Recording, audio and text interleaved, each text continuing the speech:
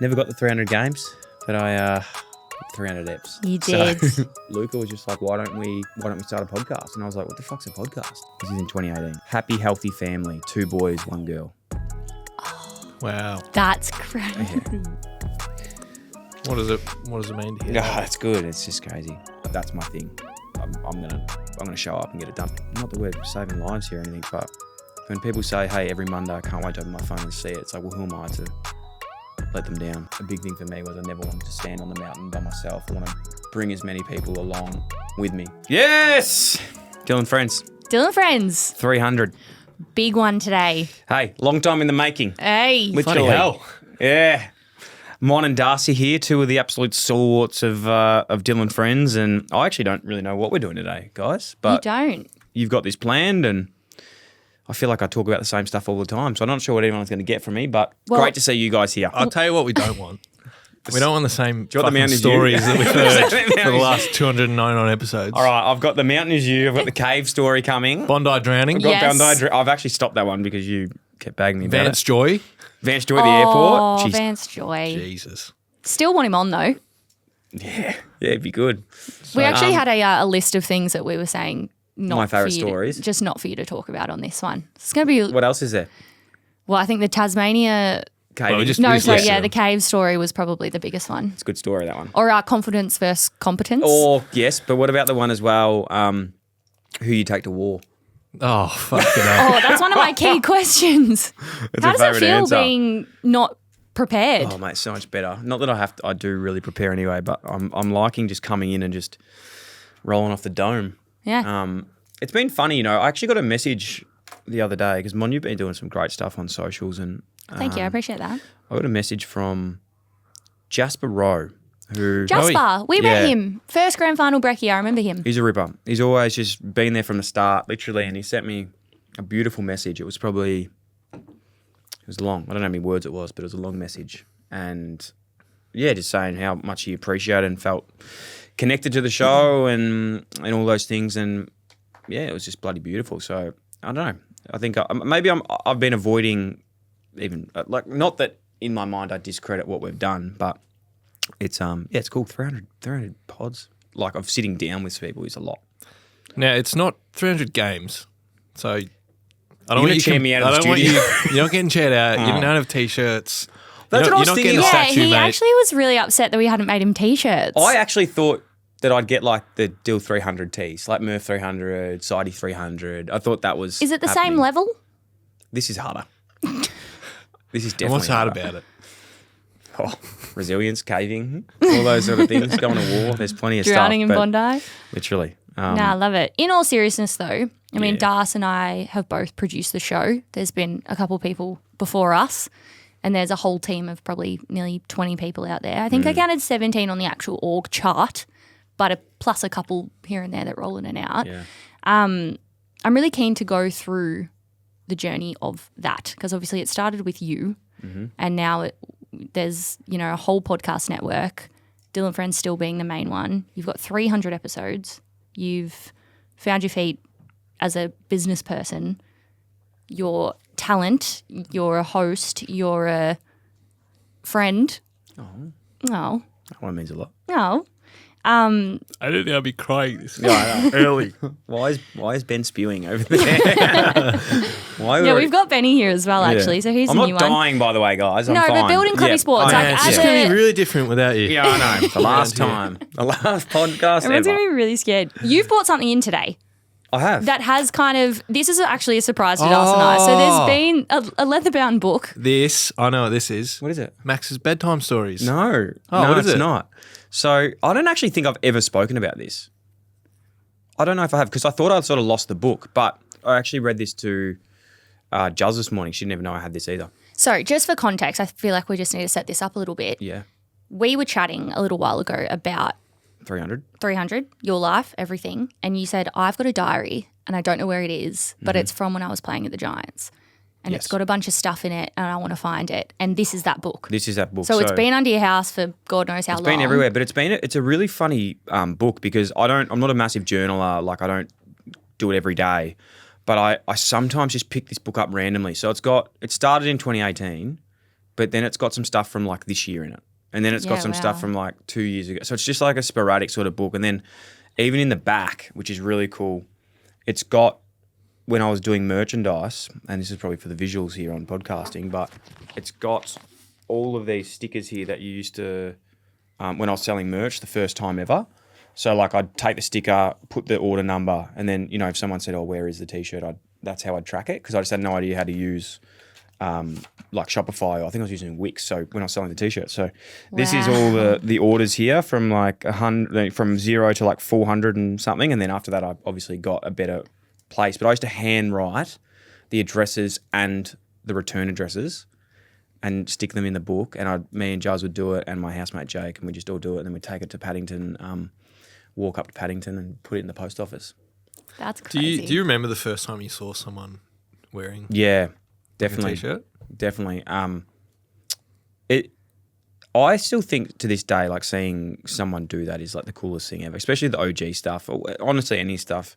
The first time I would have seen it, that's actually a really good question. It would have been up in Sydney. There's been a few people that, like, when I see their username, I know them from like 2018. Yeah, you know, and they like were the first people to buy stuff and comment and all those sort of things. So yeah, there's been definitely a few OGs. Like there's been this, I hope these people don't mind me saying their names, but there's been this one guy, Mason Bloomfield. Okay, shout out to him. Because I remember when I was at Carlton, my last year at Carlton in pre-season, so it would have been the end of 2015, 10 years ago. Wow. 10 years ago. Was Fev playing around there? I think it was Cooter was there. 10 years ago, I went up to Gold Coast on a pre-season training camp, and I remember this kid came and wanted like a signature and stuff. His name was Mason Bloomfield. And then last week or 2 weeks ago, we were filling out some stuff for the Patreon Faffers, and it was Mason Bloomfield. And I was like, fuck, man, that's amazing. Like, not only have you enjoyed it, but you stayed for 10 years. Hoping it's the same guy, but yeah, no, it definitely is. But yeah, so shout out to him. Shout out to, like, there's so many people. Crispy Charlton. We do love Crispy Charlton. There's what about Azza? Azza. You know what? Mate, there's so many. Alice McCarthy. There's just the names that just ring a bell to me. There's just so many that come to the top of my head. So, yeah, without getting, I'm sure we're going to say it a lot, but this wouldn't be here without the people that listen to the show, and I'm never, ever going to take that for granted. And this book is a really good reminder of that. So, without further ado, you guys always know I'm a little bit weird, but... No way. Yeah. That's crazy. So, I love manifestation. Mm-hmm. Okay.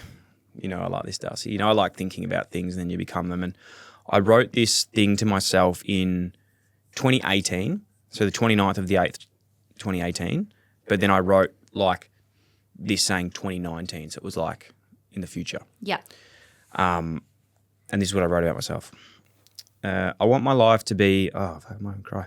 I want my life to be full of love, health, and happiness. As a person, I want to be the best possible version of myself and continue to learn and challenge the way I think and act.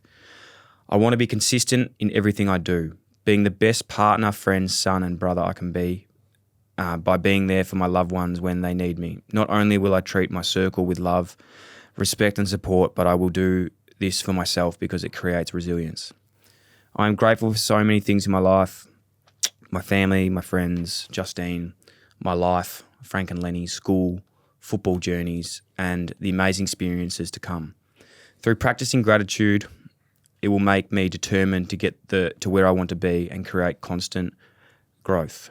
Throughout my journey so far, I've learnt that to overcome and be a positive and happy person creates and attracts positive and happy opportunities and outcomes. Your thoughts become things. See things that you want as already yours. Things that I have. This is in 2018. Happy, healthy family. 2 boys, 1 girl. Oh, wow. That's crazy. Yeah. Passionate and loving relationship with Justine.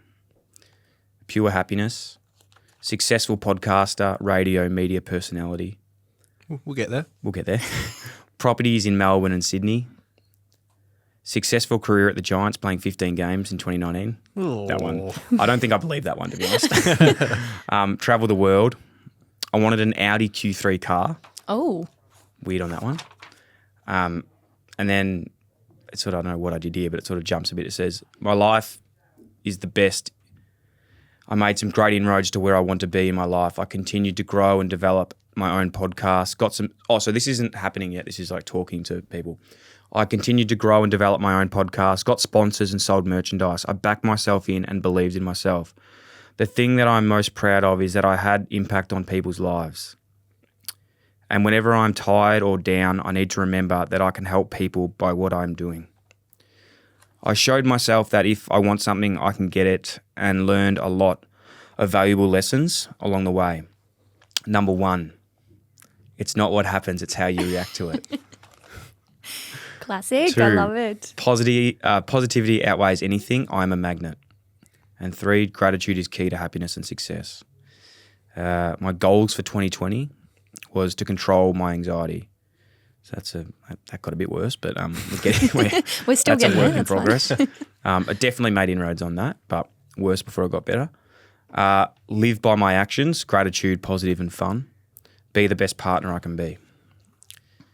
This keeps going. I have an incredible relationship. This is with Juz, like life, my 2020 goals. Like I have an incredible relationship and we will continue to grow and develop together, push each other and be the best versions of ourselves we can be. I will this year start talking, acting and becoming a father and obviously have a child with my best friend Juz. We will travel as much as we can, Bali, Europe, New Zealand. I haven't been to New Zealand. Develop at McLeod, which was a house that I had, will be commenced and will run smoothly. Business 2020. I'll have one of the biggest podcasts in Australia, world-renowned guests. I'll be on TV with the next front bar. Multiple gigs and hustles, Telstra, Bonds, Puma, Virgin, Herald Sun and McDonald's. Boundary ride football games with 3AW, signing deal with Carlton media team, have my own podcast team, producer, editor, media, etc. The reason these things will happen is because I am positive and grateful and I work hard. Also because I love my mum, dad, Jess, Juz, Lenny and Frank, and they will receive the great health, safety and happiness from this. Wow. That's me. That's crazy. I'm just picturing you as a boundary rider. Yeah. I think a few of these things I sort of happy didn't happen, but That's really cool, man. yeah. So that's pretty cool. That's What? very cool. So that was it was 7 years ago. What out of all that? I know there's a lot in there, but what do you reckon you're the most like surprised at that actually came to fruition? Like, because there was some pretty like outlandish goals there. I think the family one was the hardest. Yeah. Well, I didn't know. Like at that time, we weren't trying to have, be parents, but it was always something like I remember. I think I was like either about to propose to Jazz or get engaged, and I was like, as soon as I really wanted to just start having a family. So that one, I suppose, was funny. Like, looking back after that, I was like, fuck, will this ever happen? And again, I just had to trust the process. The other stuff, I don't know, like, it's easy to look back now and you think then, like, these were outlandish goals. Like, this is when I was, like, at John, I'd still had another year.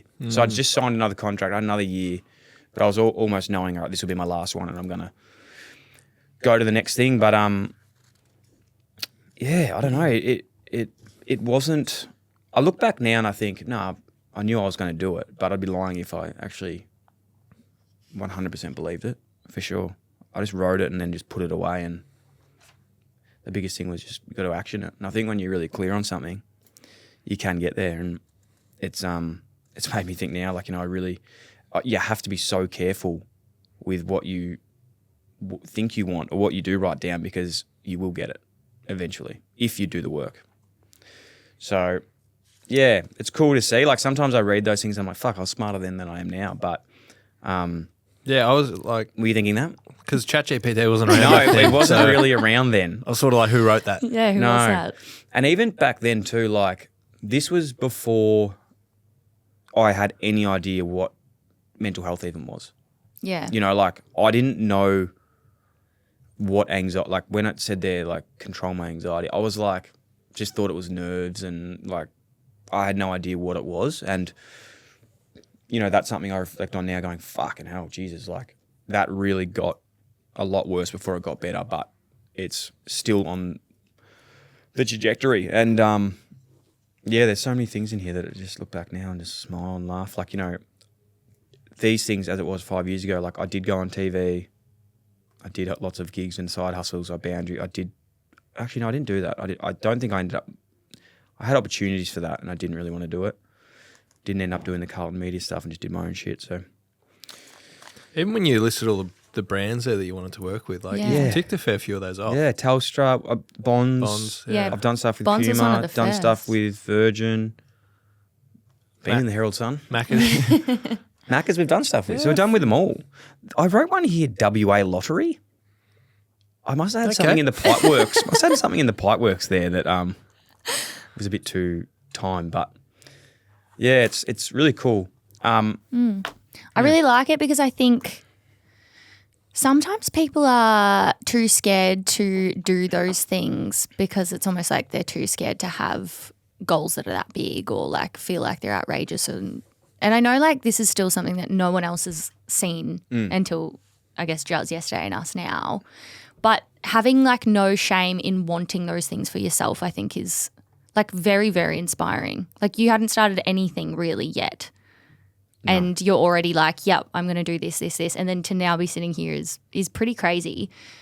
I think we put up a question box for questions for you. And one of them that popped up a lot was advice for someone who's in that phase now, knowing what you know now. What would you say? Like, you can picture yourself in 2018. Like if you could go back in time and be like, hey, Dyl. What advice would I give to them? Yeah. I think you just got to give it a crack. Like just honestly, just whatever it is, you can actually do anything. Like I'll change that earlier to the fact that like when you have kids, life gets a lot harder because you're obviously your first priority is looking after them. But I think prior to that, you don't realise till you have kids, or sometimes you do if people can get there. But like you can literally do anything you want. Not that I want you guys to do this, but like tomorrow, if you were like, I want to go and join the circus in London, and that was your biggest dream, I'd be pretty disappointed if you just didn't do it because, like, you actually can do it. Now that's I don't know, I'm already getting woken friends here, but you actually can do it. You can do whatever you want, and even if it doesn't work out, get you closer to the next thing that you do want to do. So, for me, it was all around surrounding myself. Like, I think the move to Sydney was really big because I was someone that was influenced a lot by what other people were doing, and I thought about, you know, oh, they're going to think I'm a dickhead if I do this or do that, but when I got up to Sydney, which wasn't my choice, it was just a lucky thing that happened, there was no one there to be like, that's a dumb idea. So I just tried it and just did it and just did everything. So I'd say, like, if you want to do something, give it a crack, make a plan too. There's so many ways. You don't just have to quit your job tomorrow and go and start this new business that you have no idea in. Like, there's baby steps. Like, when I was doing the stuff at footy, I was going and working at Triple M every week. Then I started a podcast. Then I went and worked at 3AW. I was doing that 3 days a week. And until I was making enough money, I'd take down one day at a time to then take it into the full-time stuff. And when I got home from Sydney, even as a footballer, like, I could have gone back and rented somewhere cool in Richmond, but we went back and lived with Giles' parents, which was a massive hit to the ego at the time because you're like super embarrassed. You've been delisted and then you have to go live in a pool house out the back of the house. But I was like, fuck it. Like, I'd rather just start from the back. I caught the train into the city every day from Montmorency, which is like a 50-minute train ride, earning $20 an hour. And slowly was just selling merch on the side, kept going. I sold my car. Actually, my car got ridden off. Was that like a blessing in disguise? Massive blessing. Yeah. So I got ridden off. This is, again, when you put your mind to something, shit just happens. Like, I had no money. Like, literally, sorry, when I say this, I had a house in Melbourne, right? So I was paying a mortgage, like someone was renting it. But I had no like cash because it was all tied up in a house. So there were months there where I was like literally had $500 in my bank account. I remember two things happened. One time, like $3,000 just appeared in my bank. What? Like I got paid by the club, but like I have no idea what it wasn't like my salary. It was just You just like, didn't question it. Yeah, I was just like, what the fuck? They're like, goodbye. No, but it was just like middle of the year, really random that is timing. weird. And then another time, there's massive hailstorm came and I was owing like, my car was worth like $200. It was basically broken down and my car got hail damage, got ridden off. I got $8,000. So I went from having like $500 to like $11,000. Jesus. And then that sort of got me to like the next thing. So again, it just with that, I don't know if it's real or not, but I want to believe it. Like if you just keep fucking going and have a bit of a direction, the world will just sort of throw you a bit of luck. I really like that attitude. If we go back a bit, Yeah. when you were at like Carlton, because you like your dream was obviously always to be AFL footballer, and then you get there. How like far in do you reckon you got before you were like, shit, I might not be a 300 game superstar. Like I might need to start thinking of some other options here. Or was it not until like you got to the Giants and you were struggling a bit there? No, it was. I think, I always say this as well about like having your eggs in one basket or having your eggs, in different baskets. Because for me, I look back now and I think I conceded to the fact pretty quickly that like I'd been pigeoned in this one hole of like, you're not going to play consistent footy, you'll be in and out of the team. And I just was like, I just resigned to that and was like, now I'm not saying I should have played more footy than I did, but there's been better players than me play less footy and there's been worse players than me play way more football. So could I have played longer? 100%. Like if I had the right mindset on it. But for me, it was like there was a bit of an ego thing there going, well, I don't want to fail at footy and everyone think that that's all I was. So I ended up almost going, and my identity then was like, oh, he's really good at being engaged off the field, so that they weren't like, if I got delisted, it wasn't like, oh, he has fucking nothing. But then I actually enjoyed that more. So it was actually an ego thing, I reckon. Does that make sense? Like I was almost like, yeah, all these guys putting all their effort into footy, and I was like, oh, you're an idiot. But then they ended up being really good, but I put my effort into other things, and then that worked for me. So, was that hard though? Yeah, it was hard. Because that would have been a pretty big identity shift. Yeah, definitely. It was embarrassing as fuck. It would be.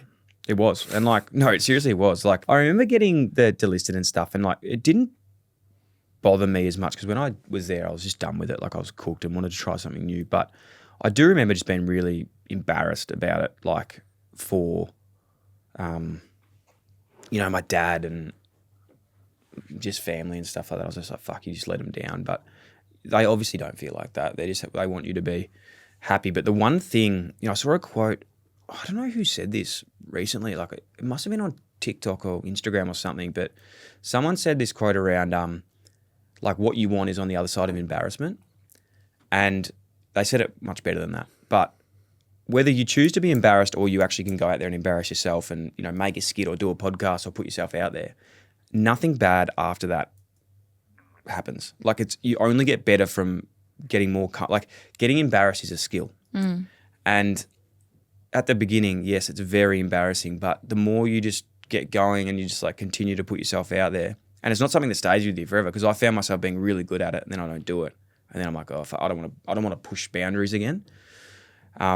So I think that the embarrassment of being delisted and then the embarrassment of being delisted again, I was just like, I don't give a fuck anymore. Like I've already been through two big things. Like what's the next thing I fail at this too? Like it's going to get me, eventually I'll get closer to the next thing. So, what they say, Michael Jordan didn't bloody make his high school basketball team, Darcy. Who? Michael Jordan, yes. Yes. Yeah, sorry. And then he did. And I'm not comparing myself to Michael Jordan, but it's just an I analogy. think he did. I think that's what just happened. I may have, yeah. I want to know, like, in that period, obviously you had discussions with Dyl and everything going on. Yeah. Did that start with Darcy? So discussions with Dylan was with Carlton. Yeah. A really good friend of mine, Luca Ganano, actually, who actually just messaged me today. But he was the head of media there. And another guy, Darcy, not this Darcy, another Darcy.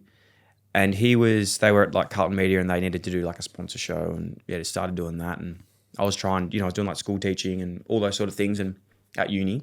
I didn't go, but I was signed up. And yeah, just really enjoyed doing that stuff. And then Luca was just like, why don't we start a podcast? And I was like, what the fuck's a podcast? I don't actually know if anyone knows this part, right? So there's like, why don't we start a podcast? So it was Luca's idea. And he goes, I actually had a podcast with a girl named Grace. So it was called Dyl and Grace. Oh, like Will and Grace. Like Will and Grace. Right, yeah. And Grace is actually Jack Silvani's wife. Ah. Grace Phillips. I hope she doesn't mind me telling the story. she wouldn't because there's nothing wrong with it. But we had a podcast. So Grace was working at the club at the time, and I was playing there. She was like doing media. She's amazing. And we had a podcast. We did like 4 episodes of like us pretending, like practicing. And we're going to release this podcast called Dyl and Grace. And then I got delisted and I went to Sydney. Oh, wow. And then I think she moved to a different place as well. So we're like, oh, look, we can't do it anymore. It's not going to work. So then I went to Sydney and I was like, well, Dyl and Friends. Like, I don't have anyone else to do it with. And that was you that came up with that? I just changed one name. Yeah, basically it wasn't a master stroke. But yeah, that was the... It's good. Yeah, It's so good. that was the way it worked. So... Did you ever want to change the name? Probably only lately. Oh, really? Probably only lately because I don't know. Like, there is that part of me where, you know, it's 300 episodes of guests now, and there's been like 600 of all the other stuff, and I keep thinking, you know, I never want to be that guy that just talks about the same stuff all the time, and sometimes It's too late, mate. exactly, it is already getting there. So I think for me, like, I've never wanted the audience to get sick of me or, you know, not innovate or grow as a person to be able to talk about different stuff. So I've always been like, how can I do that? Which is still a question to this day that I'm still trying to work out. I don't think a name change is going to help, but it was more just like, I think the main part of it was, and why Clubby Sports was sort of created was, I didn't want something that relied on me all the time, and like try and create something that was bigger than me so that other people could join in and do that stuff too was there. So that's probably why, well, that's definitely why that happened as well. Yeah. And so back then when you were starting it up in a bigger way, I mean, I know you said you didn't have as much money and you were just trying to sell merch and it was a bit of a struggle.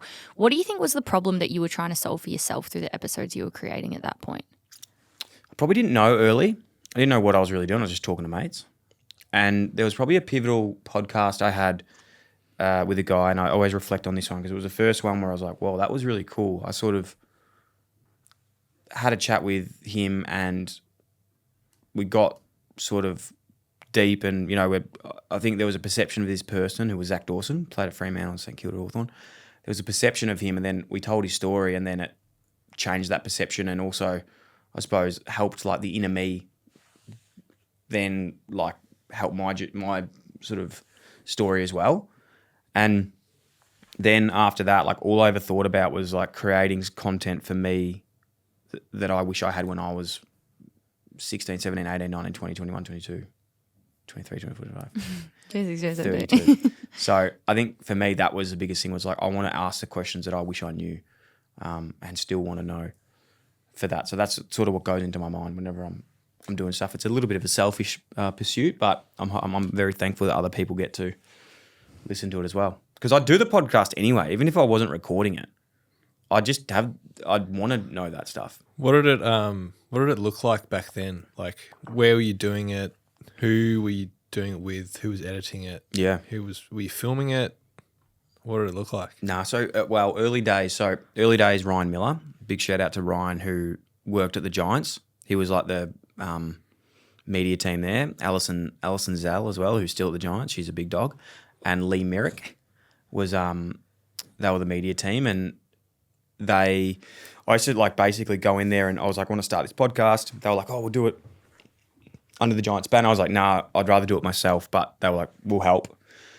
And they were amazing, like just fully supported me. Like I probably spent more time with them than training at, like I'd basically just finish my stuff and just walk straight into the media team, and just they teach me how to edit and, you know, give me all the advice. And yeah, even they would just help me out with anything I needed. And Alice Eastman as well from the Giants, who's still an absolute ripper. We still chat to this day. She helped me sign my first.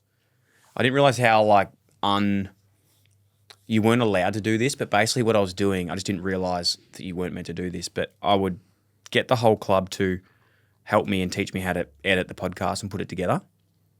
And then I went to Alice, who was working in the partnerships team, and I was like, can we pitch this to St. George Bank, right? Because they were sponsoring the Giants. I was like, I want to, and she's like, oh, you can't really do that because that's like our sponsor. I was like, oh, okay, that makes sense. But I actually had a meeting. This is so fucking funny. I forgot about this. I had a meeting. This is just the dumb shit you do when you don't know what you're doing, but you just work it out. Yeah. I drove out to Parramatta, which was like an hour and a half away from Sydney, and had a meeting in like the Parramatta St. George Bank with this person about sponsoring the podcast. And I just sat, this guy was like the head of partnerships of St. George Bank. And I'm just like, yeah, you want to sponsor my... This is like 28. Like, I don't even know what the fuck I was saying. But like, he was just like, what? But yeah, like, I don't know, you just do it. And you Did anything come from no, that meeting? Nothing came from that at all. But again, after that, I signed bonds. And that, I signed that bonds deal. I'll talk about the money of it, but I remember Alice, we went back, I was like, oh, that didn't go too well. We went back the next day and she's like, all right, what about this? Because I'd met this girl through and she was working at Bonds. And I was like, we put this deal together for 8 episodes and we charged, I think it was $8,000 for 8 episodes. And at this time I was on 70 grand. So I remember my pay, like, because I take the tax out and stuff, I reckon my pay was around like 3.5 grand a month. I don't know if that sounds right. Can you look that up, man? 3.5? I don't know. Anyway, it was about 3.5. Yeah, it was. I think it, well, we'll know. Someone will let us know. But it was around that. And I remember, I was like, oh, they're never going to go for this. Like, this is dumb. Like, but I sent it to her. And then she's like, yep, sounds good. Let's do it and we'll start next week. I was like, holy shit. it's like, wow, what the this is fuck? I was real. like, what do I do now? And yeah, we just did it. And then like I did those 8 eps and I was like, what do I do next? Like, what's next? Well, So like, it's what just- sort of stage was this? What episode numbers are we talking? This would have been like you could honestly still go back now and find those eps because they're in the episode. They're baked Like in. they're not, yeah. But it would have been like your first 50 sort of episodes. Mate, it would have been first 15. Yeah, right. Wow. Because I was wondering, like, you've just listed so many people that helped you out, Yeah. and no one flagged that maybe the intro was a bit shit. Oh, well, that's Ryan Miller. Don't speak to Ryan Right. about that. That's Can we play it? Yeah. No, we, I didn't even recognise we it the other posted day. it on I've got it Instagram here. the other. Oh, you've got it. Great. Love that. Come. This come is the prepared. actual podcast, though. Thank you. Oh, it means a lot. Hello, my name is Dyl Buckley, and this is my podcast, Dyl and Friends. Guys, it's been a while. Thank you very much again. It's been a while in the making, but an absolute Still say the same pleasure shit. Today, I have one of my great friends. He's 23 years young, tall, dark and handsome, Melbourne boy living in Sydney with a bachelor lifestyle. Yes, ladies, he is single. He loves keeping fit, social, and being the face of the GWS Giants star-studded midfielders, Joshua Kelly. Josh, how you going? Wow. How good's that? We recorded that raw. like 4 times as Oh, well really? because like we just kept fucking forgetting. Like I recorded it outside. It was like a plane, and like we just. So big shout out to Josh because he hasn't wanted to come back on since. Oh, He hasn't wanted to come back on since. maybe that's something we can try. And, I just really liked nice. like the crowd applause in the intro. Yeah. yeah, you're giving yourself an It was applause. Mm. That was good. Anyway, I can't remember what the question was, but yeah, that's embarrassing. Neither. So at this point, first 15 episodes. Oh right. When did Baldy, business partner? Yep. People who listen to the pod will know who Baldy is. Yep. When did you guys start kind of getting into? Yep. Was that while you were still in Sydney? I know he said actually. He said this is verbatim. I actually texted him in 2018 when he got picked to play his first game for the Giants against the Cats saying congrats, but he never responded to me. Oh, that Baldy. shit So out. he was trying to chat to you, obviously. Well, but Baldy and I have known each other for a long time. So Baldy actually coached me in school footy. So we went to school together. He's a lot older than me. I think like 20 years older. yeah, about that. About that. He acts like it. No, he's about, I think he's like 5 or 6 years older than me. But we met through that. And then we'd just been in the same area. So he was doing some stuff at the Fox and Herald Sun. And, weren't super close, but we just knew each other from school connection. And, I always respected what he was doing. And obviously not that much to not reply to him. But when I was finishing up at the Giants, like as I mentioned towards this period, I did my calf and I knew I was out for like 12 weeks and I knew I wasn't going to get another contract. So I was like, okay. I walked into Dylan Addison's office, who's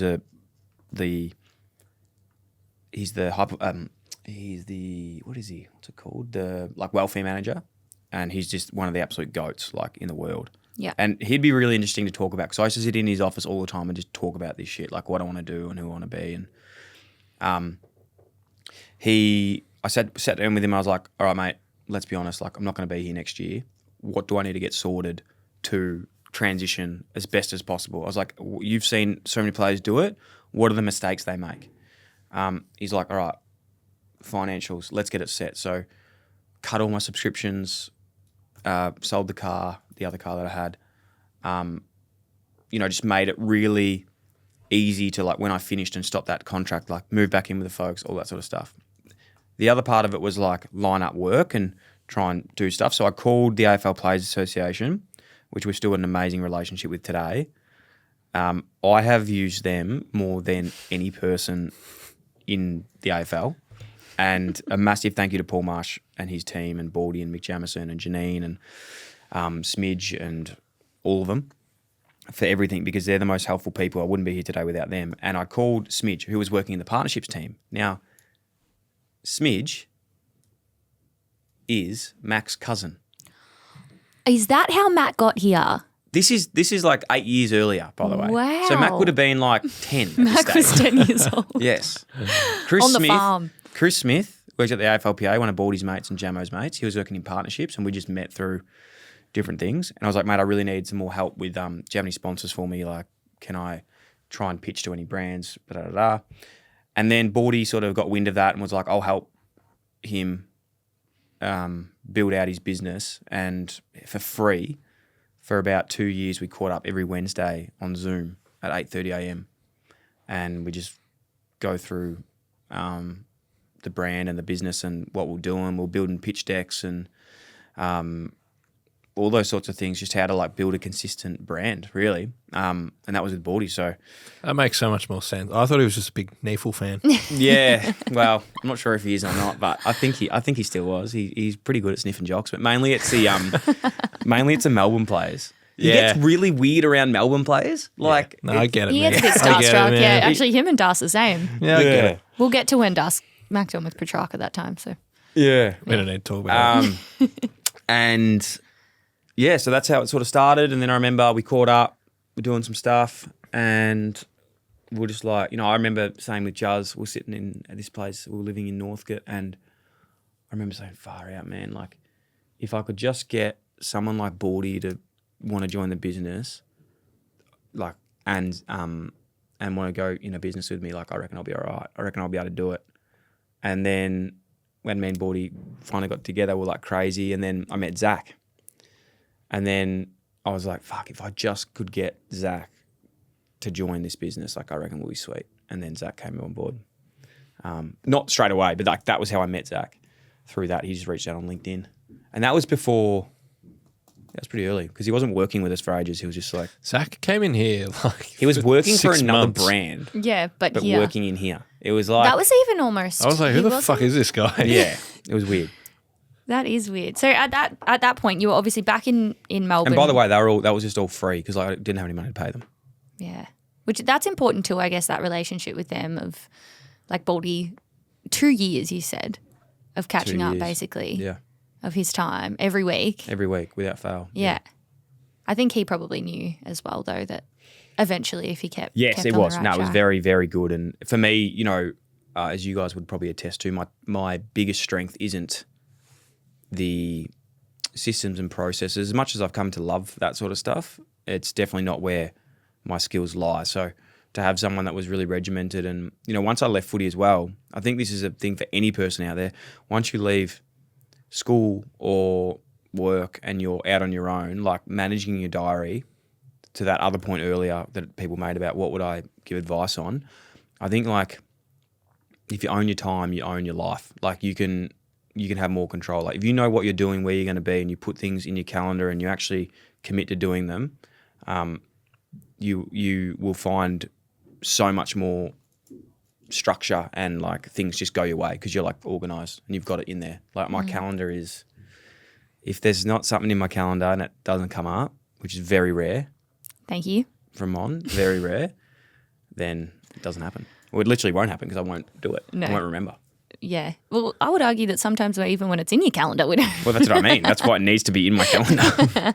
Was Was there an episode early days that like shifted the needle a bit? Like, I'm putting you on the spot here a bit, but was there an early days episode that you feel like put you on the map a little bit? And it wasn't like, oh, this is just Dyl interviewing his mates. It's like, Yeah, no, this thing's serious. I'd say that's a Zach Dawson episode. It was Yep. around like 50 or so, and it was more just like went from a joking around to like, oh, this could be a bit bigger than that, and like actually have some. Not that I love doing the comedy stuff we do with Footy and Friends. It was just some more like, oh, this could actually have some substance to the conversation, or be something that hasn't been done before, speaking to a voice that hasn't been as documented, I suppose, of like the players that don't win 300 games and win Brownlows and that sort of stuff. So that was where I was like, oh, there might be a niche here. Yeah, I feel like across these as well, those episodes have now been like some of the most popular as well, right? Like to have, I think some people may still think of Dyl Friends as AFL, and it's like has grown to so much more than that. At that point, you were still in the space in Albert Park, right? Yeah. So when you were meeting with Baldy? Yeah. So with Charlie? Yeah. So Charlie's my brother-in-law. Yep. And so Charlie and I have known each other since we were like 6. Yeah. And we're the same age. And then he started dating my sister. Yep. How'd you go? I didn't with take that? it too well. I didn't take it well at all. How is it now? It's great now. Yeah, He's cool. one of my best mates, and he's an amazing person, amazing dad, and great uncle. But he at the time I was just like, fuck this, I can't bother with this. And we moved on from that, and then he had a place in Albert Park. I was still living in like Northcote or Montmorency, I can't remember. I'd drive to Albert Park every day, and he just let me rent a room up there for like I think it was $400 a month. So it was $100 a week.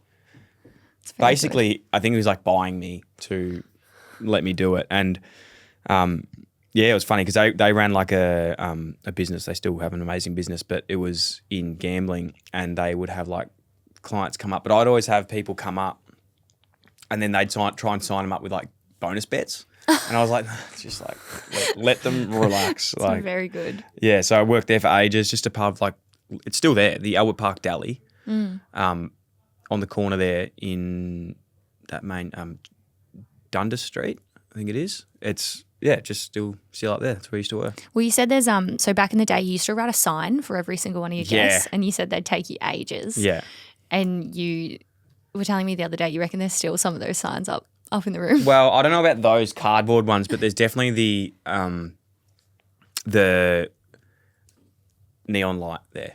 Oh, we should bring it back. No. We should bring it back. Even that, man, I remember buying that neon light, and it was like such a big thing then, which I'm not discrediting how big things are, but it was like $600, and I was like, oh, fuck, like I don't know if I can do this. Like, what if it doesn't work? Like, then I've got this fucking neon light that like, what am I going to do with that? Like, it's $600, like, what the hell? And then I don't even know where it is anymore, but it was just those decisions, like they still happen now. They're just on a different scale, but you just got to continue to, hey, buy the neon sign. If you're thinking about it, get the sign. And I've always been really big, by the way, and this is why I think just in business and life is like there's planners and there's doers. And I'm not saying one's better than the other, because people would always say to me, oh, you got to do a business plan first before you come up with the branding, and you've got to like write down everything, and then you can like come up with a name and get the branding and do it. And I was like, fuck no. I start with the Instagram handle.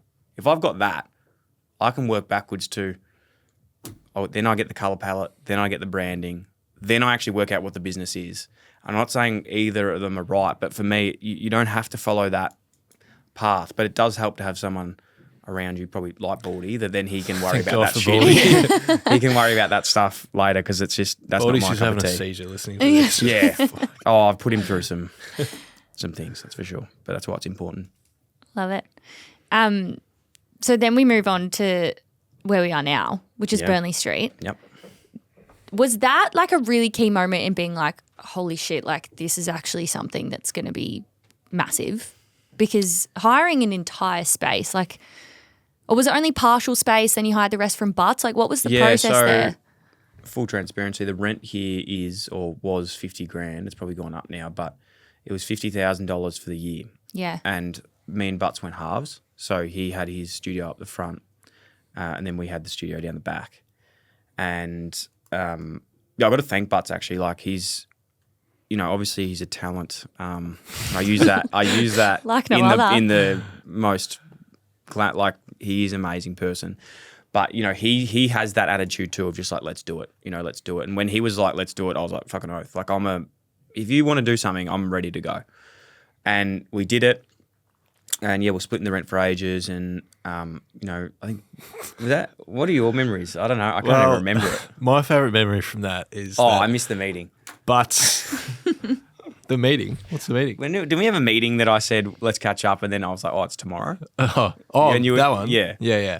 No, my favourite memory of Butts being down that end of the office. So it was sort of like split. Like down one end, Butts had his office, and then the rest was sort of like our office space. Oh yeah. But Butts' end didn't have Wi-Fi. And like Butts would go down there and have a laptop, and everyone was like, "What's he doing down there?" I don't know what he did down there. He didn't notice for like months. So where the But he boardroom didn't is, know that there wasn't Wi-Fi. well, we don't know what he was doing on his laptop. Like he just would, as I said before, around the planning, wasn't my strength, and him on the laptop isn't his. I don't even know if he turns the laptop on, but I think he just loved coming in for a bit of peace and quiet and sitting in his boardroom. That's actually so good. Speak of me getting the Instagram name, the first thing he did was fit that office out with every frame of himself that he had, every book every autobiography he'd ever had. He had that office done up like so nicely. The shrine. Nick Butler Media on the Oh, front yes, door. I remember that. No, he obviously a very talented, did a great job. And so obviously, like we've just talked about, Darcy started probably not too long after that. You already had Sam, the Wolf, for those who've been listening for a while. Baldy, the Wolf. Dalton, Sam Dalton, was he here? Also another big person that's played a massive role was Damon Jackman. Yep. Who has been working with us for not as much anymore. He's got his own business, but he was my first he was actually probably the first person I've ever engaged in anything, because before I got him on board, everyone was just doing things and I was doing it myself, and he was the first bloke he used to come to every single record. He had all the cameras and everything. He'd bring it all, do it, edit it, send it to me. I'd obviously pay him for that. So Damon was an amazing start, incredible person as well. So big thank you to Damon for everything he did too. He was huge. Massive. Yeah. Yeah. And then Sam I was... sacked Damon and I got... No, I didn't sack Damon. Damon got actually very busy. He was working with cricket, and he's actually working with the grade cricketer as well. Doing a lot of stuff with them. So he's upgraded. Wow, yeah, he's fine. How did we... I'm trying to remember, because you didn't apply for the job. No. You were only... No, I didn't. Who told me about you? How did that happen? Sam Kenny, I think. Sam Kenny? Yeah, because I'm good mates with Todd, Sam's brother. God. Sam was doing design work for That's you. it. Some graphics and stuff. I remember He was actually working at the PA, but he was doing some stuff for us. But yeah. Yeah. I just remember I sent you an email and just said No, I sent you an email, I think. No, I reached out and said love what you're doing. Thanks, bro. I was like, man, love list cloggers. That wasn't even a thing yet. I reached out and said, let's grab a coffee, and you just said come in and catch up, and then I think you literally called me not long after, and you sort of just you're like, yeah, do you want a job? And I was like, all right. I remember chatting with you, and I was like, man, this could be the best or worst thing ever. And I said, I don't know if I said this to you. I actually said this to someone else the other day we were chatting to, and I was like, working here, it's a risk, but you can always go back to doing what you're doing. And this is either going to be an awesome part of your life, or you'll look back one day and go, what the fuck was that? So we haven't probably decided where you're at on that journey yet, but it's a process. It's lasted longer than hopefully. I do remember though, I booked in a bit of a chat over Zoom, a bit of an interview, I guess. And it was with Baldy, Sam and Dyl. And I was like, sweet, it's good to go. And Dyl would text me, said it's tomorrow or something. So I literally logged on to the Google Meet. Suit up. And I'm sitting there in my kitchen, waiting to chat. And then the meeting just didn't start. And I was like, okay, it's been 5 minutes. Maybe they're running late. Turns out Dyl just told me the wrong date. It was actually the day after. Oh my god. I was like, hey, use your calendars. I was like, Get your calendar right. What the fuck? I didn't have Mon then. Yeah, I was very far away at that point. Yeah. Oh, that's funny. So we stood you up on the first He stood me date, up. and you still Treat a man, decided keep to him can, brother. yeah. That's what you do. It was a bit of that for you. Yeah. How did you go like during that period of it was just you? Because were you editing it at some point? Yep. Like, and then obviously you've given the reins to Damon. Still get the hands dirty. You've gotten Sam around. You're still involved. you don't. Still got these puppies. Wait, are you saying now? Well, there's other things to do, but what I'm saying, I do the shit jobs, mate. I take the bins out. I break up all the. I You break haven't up taken all the bins the. out. Oh my god. I break up all the fucking cardboard boxes that And we then Yeah, leave because the you're rest the on only the floor. one. You're the only one that gets I do the bloody dishes. free packages around here. You should be cleaning up the cardboard boxes. Anyway, Yep. so on that, how did you go from, I guess, being, I don't want to say like just a host and talent, Yeah, but yeah. essentially like you've Bit of a gone cowboy. from You a were? bit of a Cowboy. cowboy to then actually being responsible for, at that point, a small team, but still a team of people, and then hiring someone full time, Yeah. and being responsible for their way of living. Like that's a pretty big thing. And I mean, you can, I guess we could ask Baldy the same thing, but you being the face of everything that was happening at that point, how did that feel at the time? It's pretty stressful. It's something that I don't take lightly. Like it's something that I do think about a lot, to be honest. And you know, even when situations do pop up and you know, downloads are down or things happen publicly, lots of things happen. I do think straight away, like, fuck, I got a lot of people that I know you don't rely on me. I know you're fully fledged people. You can walk with your own 2 feet, but there is a part that, and you would be fine if other things happened. But there is a part that, yeah, I'm sure every business owner fears of letting people down. It's always been a big fear of mine. But also, I think throughout the years now, like I just have gotten so much better at being more comfortable in the unknown and just trusting the process and just going like, we're giving it a crack. My philosophy on life and business is just surround yourself with the best people, give it a red hot crack and see what happens. There's probably some tightening up on those things I think that need to be done with maybe a bit of a better plan and a bit more alignment. But 9 times out of 10, I think that if I read this book actually. The Mountain Is You. No, well, yeah, I did read that.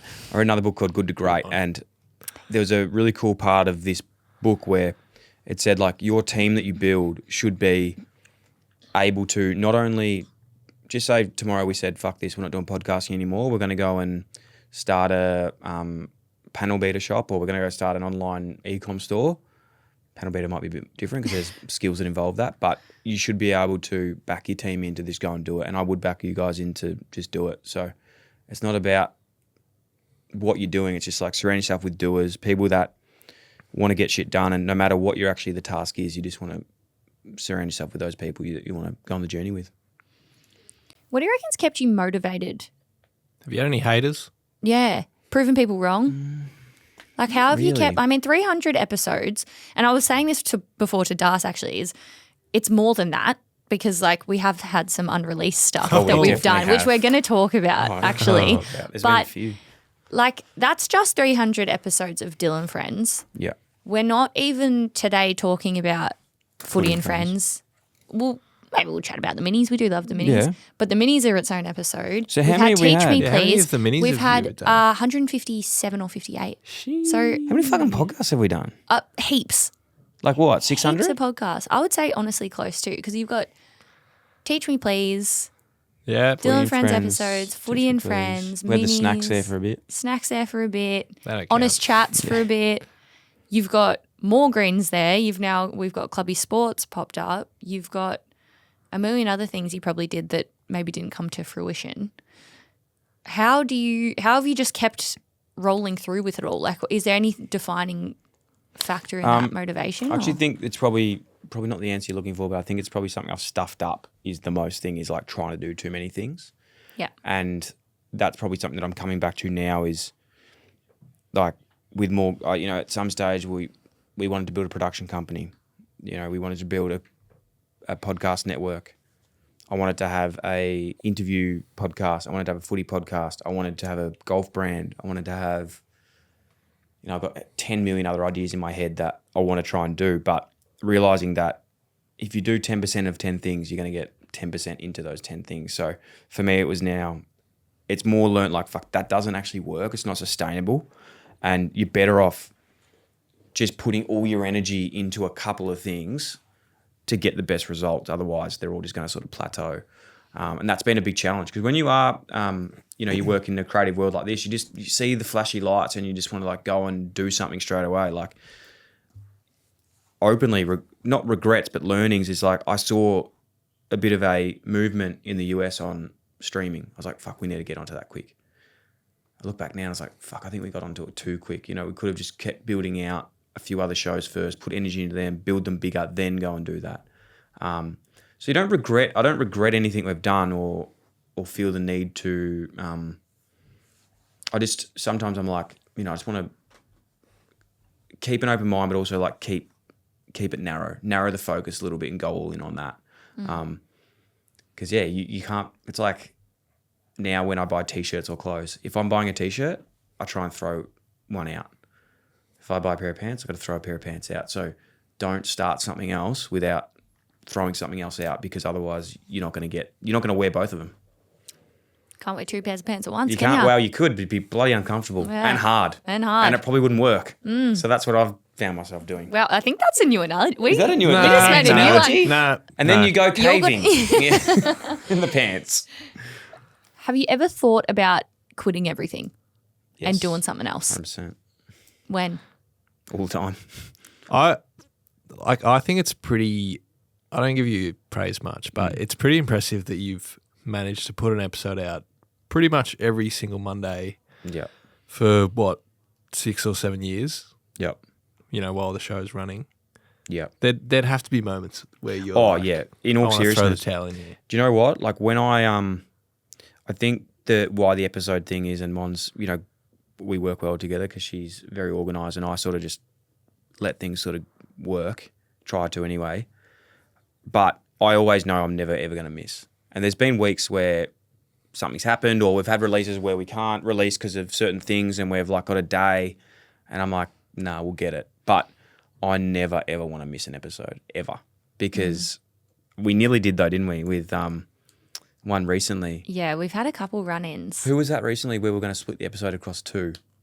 Choco. Because we didn't. Because you'd had Annie. So this was Yes. I had said, So yep, even then let's I get a didn't few stop. more in the Yeah. bank. And obviously you were away and that It was was like, fine. we'll do them later. Yeah, so we do 'em later. almost had to split him in 2 and I thought, okay, that's a hack, we'll just do it. Yeah. No, we ended I up was like, just nah, we releasing can't it do as that. one.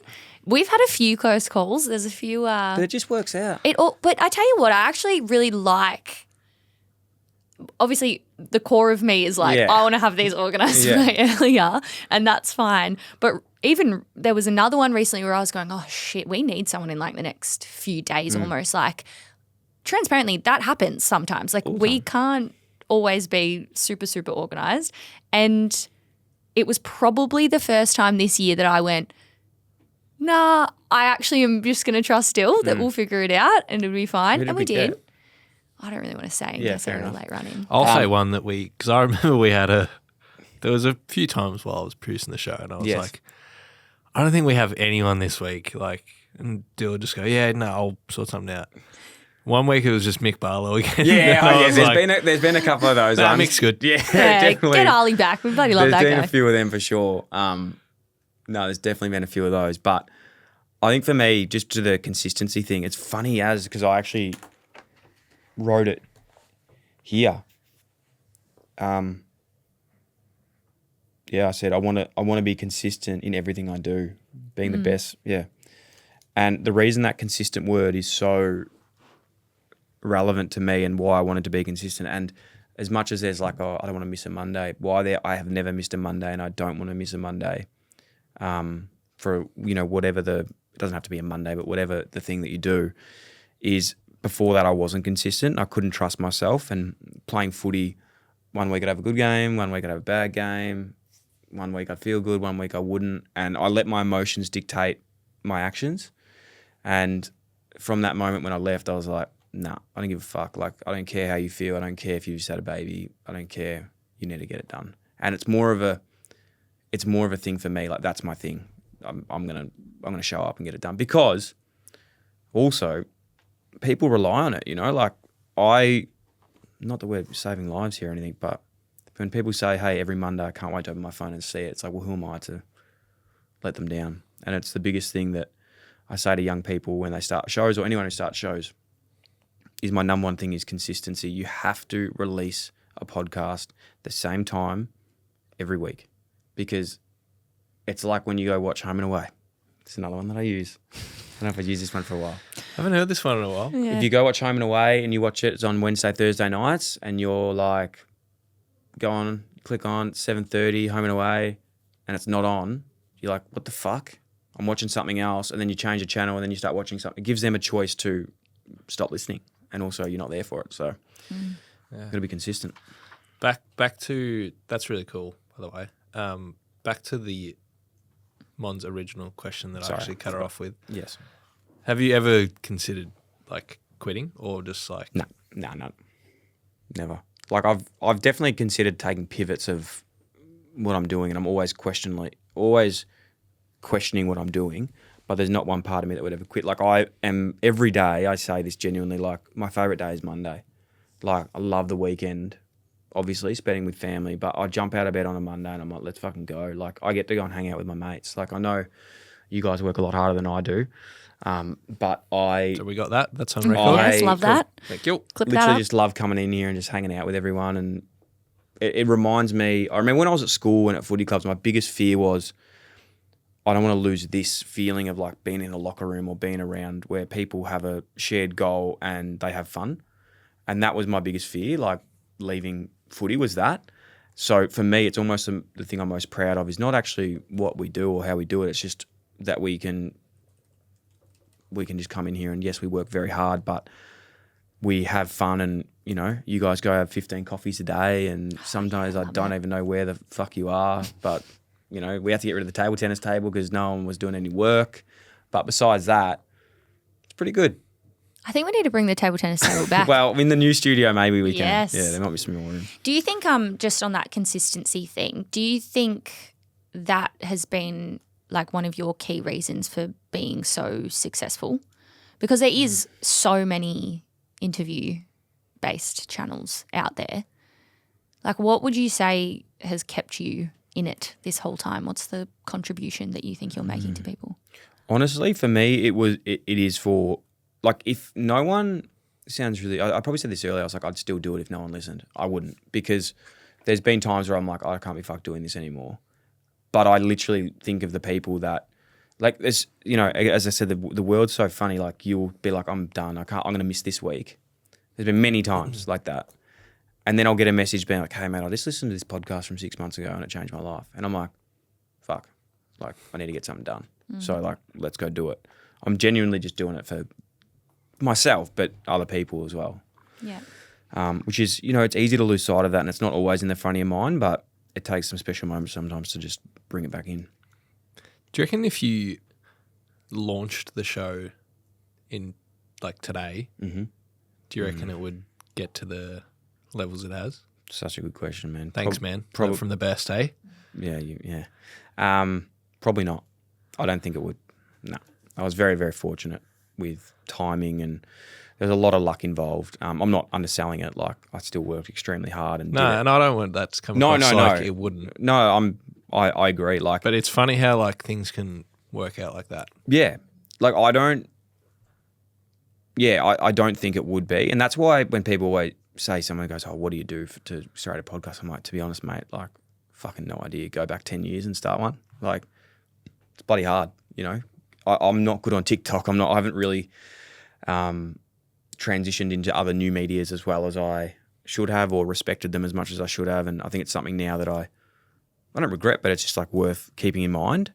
But I think for me, the big thing is like early innovation and consistency. They're the two things. So if something has to be new and you have to be consistent and you have to stick to it. Like if I was creating this show now, the last thing I would create is an interview show because I think they're nearly done. Like, I even feel sometimes with Mel, I'm like, what am I doing? Do I need to do something different? So I'd be creating something that's a little bit different that you're very passionate about. you just got to have a think about, like, reverse engineer how you want it to look and then go from there. And when I say that, I mean, work out how many episodes you want to do a week, work out if it's a evergreen content or time specific. So if you can listen to it at any time, anywhere, or you want it to be about current events, work out who you're doing it with consistently, when can you get it done, and then I reckon work out what the show is. But before that, get the Instagram handle and the brand. There it is. I reckon we jump into talking about some guest stuff. Before we do that, though, Yep. we've got a little gift for you here. Wow. So we reached out to a few of our previous guests. They're T-shirts. Yeah, we actually got T-shirts. Bring them in. Dyl 300. So if you just want to click play on this, goes for a little while, but Oh, God. Dyl, love you, mate.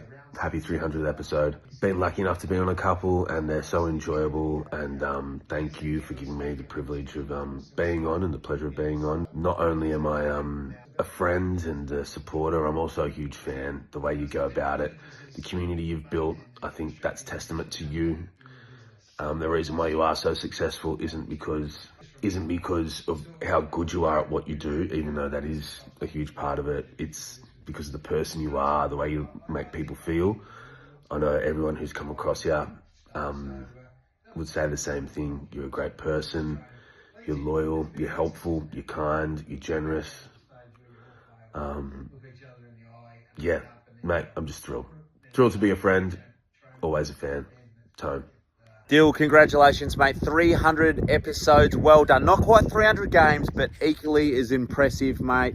Maybe even more impressive in the podcast world. Good stuff. You've come a long way. You're doing awesome things and plenty of more brilliant guests to be had in the future. So I look forward to it, mate. Well done, and I'll see you soon.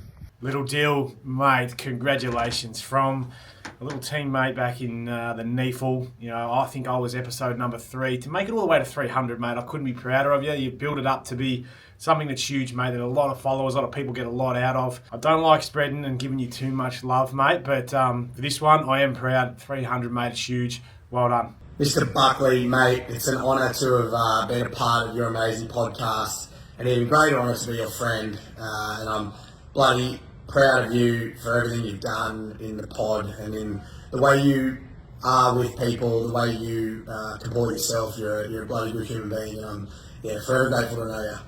Much love. Congrats on 300, great man. Dyl and Friends, lovely podcast. I had a ball.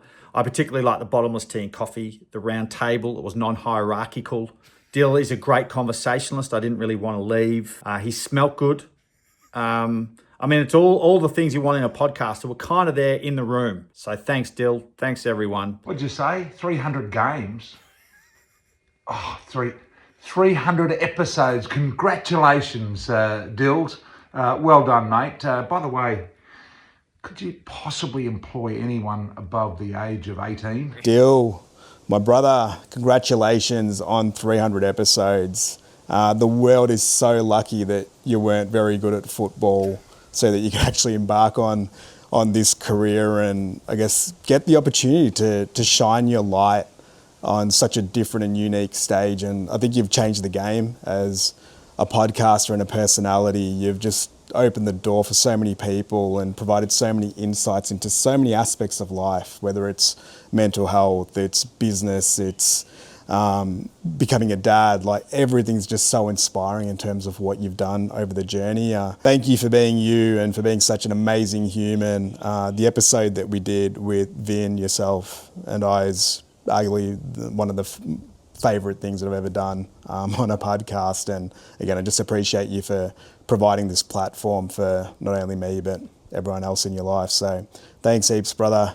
Here's to another 300 and keep doing what you do. Dyl, a big congratulations on getting to 300. They say only the best can do it.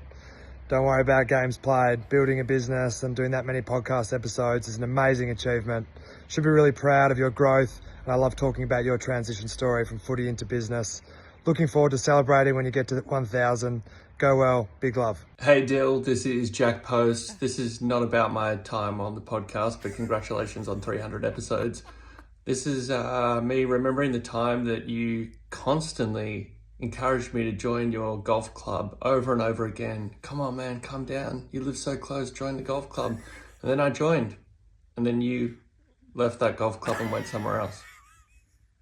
We miss you. Dyl, how are you, mate? Zach here. Congrats on 300. I remember listening to some of the episodes early days at the Giants, and then, was lucky enough to come on with you and have a good chat. And, I think since then our friendship's blossomed, and plenty of good times on the golf course, a few good feeds and plenty of good laughs. So, thanks for the friendship. You're a ripper, mate, and go well on 300. Hey, Dyl, just want to say huge congratulations on your 300th episode. In relation to the episode that we did together, just a quick thank you for your time and providing that platform. I've had some fantastic and some overwhelming response. Since then, I'm sure it's saved some few lives and definitely put some people on the right track. So again, mate, thank you. Happy 300th episode, Dyl. It's impressive stuff. You should be so proud of everything you've created. And I still get messages from people from the 2 episodes we did together. And you've quite literally saved lives. Hey Dyl, congratulations on the 300th episode. Always enjoyed episode 163. We met ironically on a golf course way back when Cam won the British Open. Here I am on the golf course yet again. Love your curiosity, love your playfulness, love the way you ask the right questions of your guests. Keep up the good work, and hopefully you have 300 more. Yes, Dilly, episode 300, I'm told. That's a bloody fine effort. I might hang it on you a bit, but full respect for getting to 300. Dyl, Andrew Russell here.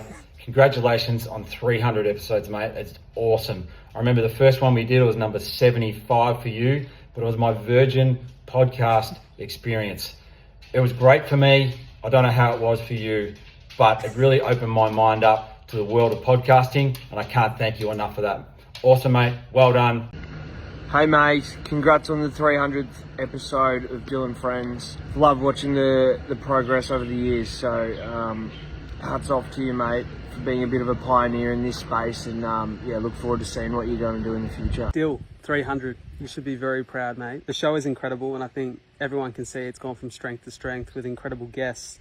I'm so proud to be just a very small part of it, but I think what you should be most proud of is the incredible person you are and the incredible team of people that you've built who show up to work every day looking to make a difference and are so kind and fun to be around. So I've absolutely loved every opportunity to hang out with you guys.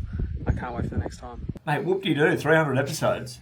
What's that, 300 days of work since you finished footy 10 years ago. But in all seriousness, great effort, some great guests, and hey, stick at it, champion. I reckon another 300 in store. G'day, Dyl. Congratulations, mate, on your 300 episodes. What a ride it's been. You should be incredibly proud of what you've started. And here's to another 300 episodes. Congratulations on your 300th, you big legend. You've come a long way, mate. Great to see the business grow and you grow. Hope it all goes well, and I know you got a big week ahead. Oh, it's awesome, man. Thank you, Mon. I know you probably had to force some people to do that. I did. Yeah. I had to send a couple messages, but you know who actually helped out a lot with that too was the executor, Will Swale. So he really got on a few of the boys there. He would have absolutely done that. That's beautiful. I just have a late one as well that I just wanted to show you while we're here because 300 episodes of Dyl Friends. Like, what an incredible achievement. You know, I've been blessed that I've been able to start my year, the past few years, with time with you as part of your podcast. And what I have loved about that so much is being in your presence, the joy, the laughter, the excitement, the ability to reflect. But most importantly, what I value in you most is your genuine and authentic investment in growth. It is unique and it is an incredible quality. And I'm not sure what the future of Dyl Friends looks like or where your future will take you. But whilst ever you are willing to grow, willing to learn, willing to go to that next level, it's going to work out exactly how you want it to work out. Thank you for letting me play a very little part in this incredible journey and what you created. You should be super, super proud of yourself because I'm super proud of you. Enjoy the celebrations. That's beautiful. I love Emma. Crazy, man. Crazy. I appreciate that, Mon and Will, Darcy, Benny, if she did anything. I know it's funny, like, you know, I look back on a lot of those people that were talking and you know, probably over half of them, like I met first when we had them on the show, but they've all turned into like lifelong friends. Especially Emma, you know, like I got Emma in randomly. She was probably thinking, what the fuck's this? And now we hang out all the time. You know, I've become really close with her family, and I was at her house a while ago. We're doing some weird shit. She was like smoking, like we weren't smoking. What are those things called? Like Sage? Yeah, she's burning some spirits around and Yep. It was weird, but Cleansing. I loved it. Cleansing. We were cleansing ourselves. And Ali was there too. It was a big, of course Ali big was there too. fucking weird session, just weirdness. But like, again, I think when you find people and you are open, like I really actually appreciate and love Em's message. And it's something, again, that, you know, I keep looking at this book and reflecting, but writing down about just challenging myself and the way that I think. And yeah, I think for me, like I look back at that 16, 17, 18-year-old who was so set in his ways, and then to be like, I'm so happy. Like I genuinely am happy. I'm so happy when I'm proven wrong, or I'm open to so many different things. Like I love having discussions with people, love learning, and I'm just happy that I have that outlook on life. So I wouldn't have that without these people, though. That's for sure. Yeah. Do you enjoy that? And you got no. I loved it. It was beautiful. Thank you. I'm a bit embarrassed. Embarrassed? No, but just you know, I don't like, as much as I like making a fuss, I like it when I make a fuss on me, not when other people make a fuss on me. I said to Mon, I was like, it'll be really good, but he's probably going to be really uncomfortable. Yeah, I did get very uncomfortable, but it was good. It was good very to nice. see. Yeah, it is. It is nice to Who see didn't sometimes. write a message, Mon? Oh, I'll send you the document. Okay, I'll send yeah. you the document. Bo Miles is awesome. Oh, he was so good to great. see And you know Bo. what he labelled it? Poetry for Dyl. That's what it He's actually was such labelled. a So interesting character. He's a legend. I love him. On that, what episodes? I added the S there. Yeah, episodes, because I know you won't be able to pick one. Actually but did some notes. I love that. That So- looks great. Do you think has had the most impact On me? you personally? Would you say? Oh, tough question. Well, that's what we're here for. I wrote a couple down, and I'd love actually to know yours as well, on you personally, but also what you think has had most impact on me, because it is hard to remember them all. But I think the ones that are like more fresh in my mind, episodes that I really loved, one won't surprise people, but the Jonah Oliver episode I really enjoyed. A lot there to learn. The episode with Paul Taylor. Yes. That was probably in a period too where I probably wasn't in the best place, just with my own habits and mental health, and you know, that was just what I've become a really big fan on is not just inspirational content, but actionable content and real content, and making sure the people that we speak to are qualified to be giving opinions. And it's probably been a big thing that we've worked on this year, going, you know, I respect the platform and the people we're speaking to so much that I don't want to just get anyone on that is a life coach that can give their opinion. Like, I want someone who's studied this, lived experience, qualified, has the degree. Not saying that other people don't, but I think that when you are talking about some big topics like this, you need to have some stuff behind you. So getting someone like, Paul Taylor and Jonah obviously fit that bill. The Emma Murray episodes have been massive for me, start the year. Like, they're always incredible. In terms of a guest episode that I really liked, I really loved the Will Schofield episode. I actually had that on a list as well. Yep. That didn't, you know, I didn't think that was going that way. That was, I think you asked me, not like that was different. But I loved that conversation. It was really, really good. Is there anyone, question without notice, is there anyone that you booked in? Yep. And then you had an opinion of? Will Schofield. Oh, okay. That's what you're getting at. Yeah, well, there wasn't an opinion of. It was just like where I thought that conversation was going versus where it went. And I'd only met him a couple of times, and it was all just around. Like, we had him on Footy and Friends the day before, and we were joking about everything, the dumbest, funniest stuff that you speak at the pub about. And then a day later, we were chatting about, you know, his brother. He recorded a podcast with his brother that was that passed away.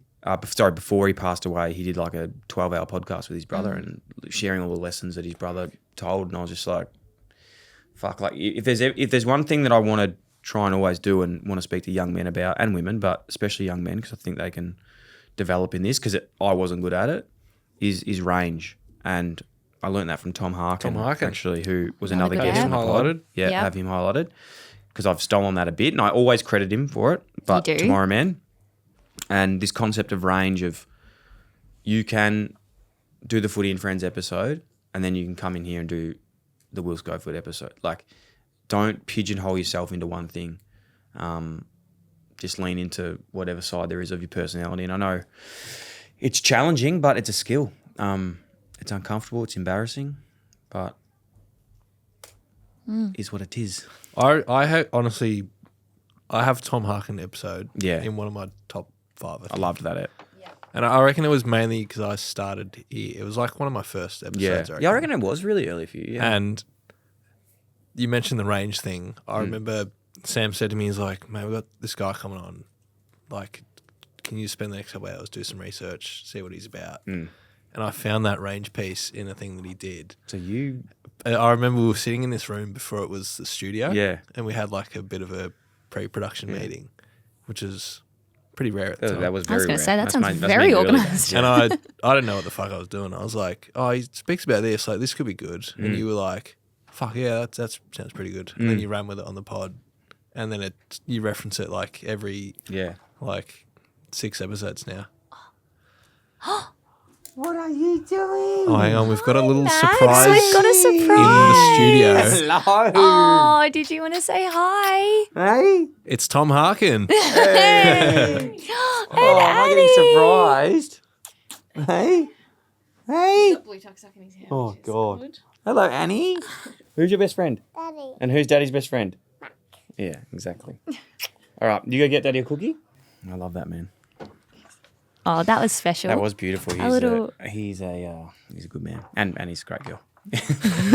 Don't know her as much yet. She wasn't as talkative. No. Yeah. Oh, she said a few words at the end there, actually. Yeah, that's what it's all about. Like, I think with the whole evolution of things as well, it's always been like, you know, when we started the show 300 episodes ago, 27-year-old, full of testosterone.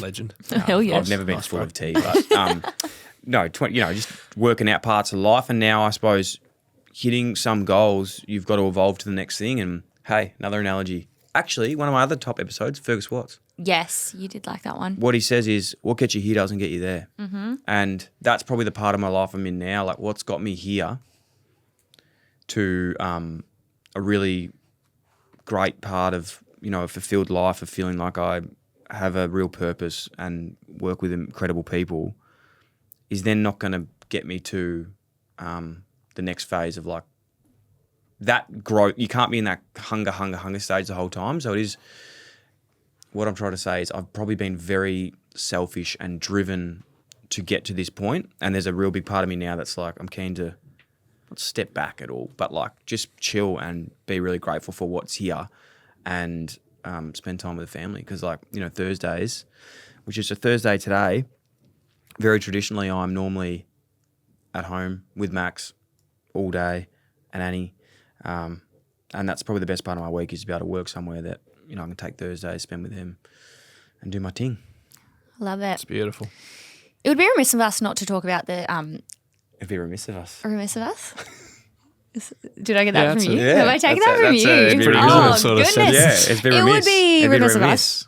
Are you claiming that? Not, yeah, I Mate, I think say that that's a all the popular time. saying. It'd be remiss of me. Everyone says it. I say it more. You know what? You can have that one, all right? I copied you. Not to talk about like the massive impact on football and AFL that you've had as well, especially with some guests that have come on. I mean, your first big one, I know I was talking to Baldy, who was saying the Alistair Clarkson one was awesome. Clarko. You guys, I mean, these are like big names and stuff, obviously, but Dimmer, Damien Hardwick, that was you two. Like, that was huge. That's the Dimmer biggest one, episode we've ever had. It was so funny. That was so funny because I was sick, remember? Yeah. Dimmer was booked to come in. And just after he left. Yeah, he'd finished at Richmond. And then... Sorry, Dust, you tell the story, but just a big shout out to Carly, because Carly... We love Carly. Carly got this sorted. The amazing Carly Miranda, she sorted this whole thing. And she's like, do you want Dimmer on the pod? This was 2 days after. Anyway, you take it from here. Well, I was emailing her and we were trying to book in a time, and we finally landed on one that works for everyone. And then, like, a couple of days beforehand, Dyl just gets crook as. Like, I don't really get sick that often. No. And I was like, mate, like, come on. Like, it's Dimmer. He's just finished at Richmond. Like, he's just won all those flags. Like, just, come on. And, like, we had an exclusive interview. And, yeah, he hadn't done any media since he'd finished. Anyway, we had to postpone it.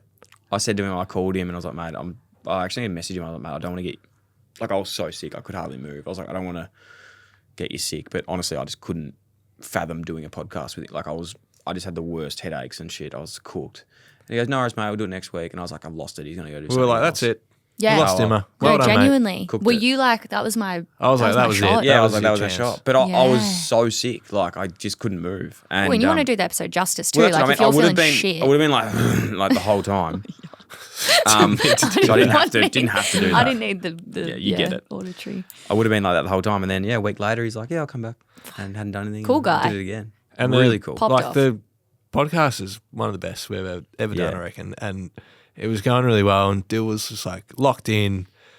And then I'm sort of, like, sitting there and I'm like, fuck, is he going to ask him about, like, next year? what he's I going to didn't do, have if he's that going to written down. coach again? Like, and then right at the very end of the podcast, he was like, oh, yeah, like, you going to coach again? Yeah. And he goes, yeah, I'm not opposed to it or something. Like, Yeah. And it blew up. Clip Turned that into, up. like, That was, yeah. massive media hype. Like, we had all the, like, Channel 10, 7, like, all reaching out, trying to get the footage. Like, it was a shitstorm. you know what?